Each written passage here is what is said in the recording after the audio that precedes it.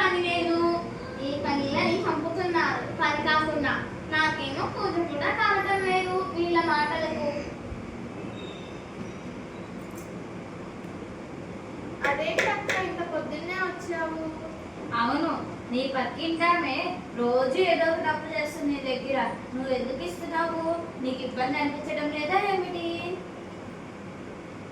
ఏమి మనిషిలో ఏమిటో తలుపులు కొడుతుంటే అంతగా అనిపించడం లేదా ఏమిటి? ఏమా పనికిరాని కబుర్లు ఈ పిల్లలు అంతే. ఏమిటో ఆదివారం వస్తే చాలు బాలవి కాస్తంటూ గోల పెడతాను కదా. సరే నాకు తప్పుతున్నావని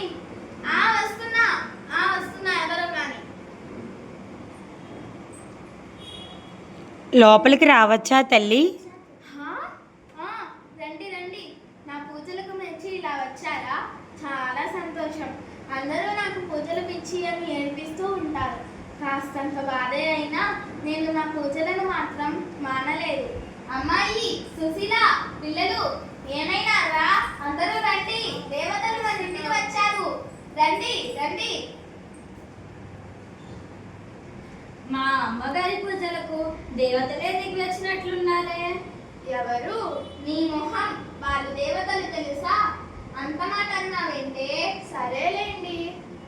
మీ అందరికీ అసలు విషయం చెప్తాము.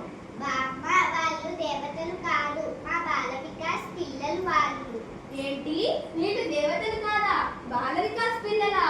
మేమందరం కలిసి బాబా గారి తల్లి అయిన శ్రీమతి ఈశ్వరమ్మ గారి వర్ధంతి సందర్భంగా వారోత్సవాలను జరుపుకుంటున్నాం.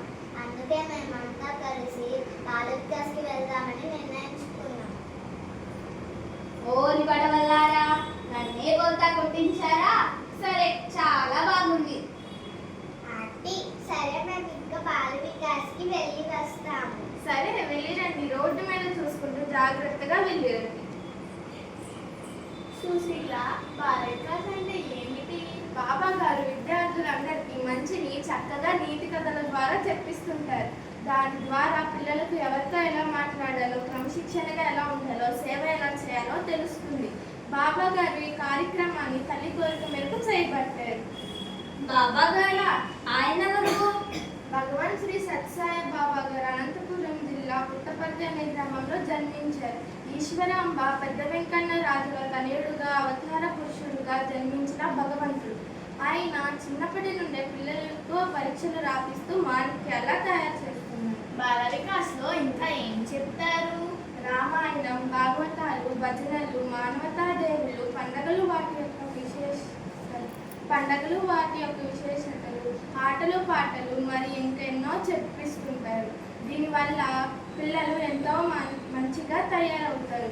పిల్లలే కాకుండా పెద్దవాళ్ళు కూడా దీన్ని ఆచరిస్తే అదే మనం దేవుడికి చేసే పూజ. ఇదంతా వింటే చాలా బాగుంది. నేను మా పిల్లల్ని బాల వికాస్కి పంపుతా. నేను మా పిల్లల్ని పంపుతాను. నేనేమిటి, ఇన్నాళ్ళు మా పిల్లలను బాల వికాస్ తరగతులకు వెళ్ళనీయక చాలా బాధించాను. ఇప్పుడు నా తప్పేమిటో నాకు తెలిసింది. ఇకపై మనందరి పిల్లలను బాల వికాస్ తరగతులకు పంపమని వారి తల్లిదండ్రులకు వివరించి చెబుతాను. ఇకపై ఇదే నా పూజ. ఇకపై మనందరి పిల్లలకు బాల వికాస్లో చెప్పే విషయాలను మనం కూడా నేర్చుకుని మంచిగా నడుచుకుందాం. అప్పుడే ఆ భగవంతుడి పాదాల వద్దకు చేరే పూజా పుష్పాలుగా తయారవుతాము. మనము ఆ పూజా పుష్పాలుగా తయారవ్వాలంటే భగవంతుని దయా కృప మనపై ఉండాలి అని ప్రార్థిద్దాం.